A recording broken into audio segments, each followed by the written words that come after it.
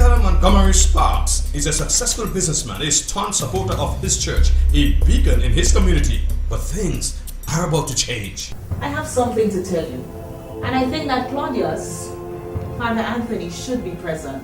Look, Louise, if you want to announce your intention to get a divorce, that's between me and you. You don't need to have... It's not about that. So then what the hell is it? There are even more stunning revelations confronting Mr. Sparks. And for God's sake, a priest, Louise.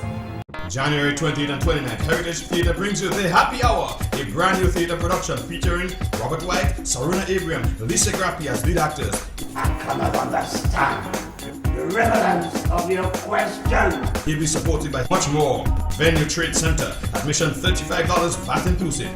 The Happy Hour, brand new in 2012 and coming to the Trade Center January 20th and 29th. It's another Heritage Theatre Company production. Like honey on the bee, he always used to come back for his sweetness. This play is written and directed by Chris Derriggs and sponsored by Ports Grenada Limited, bringing value home.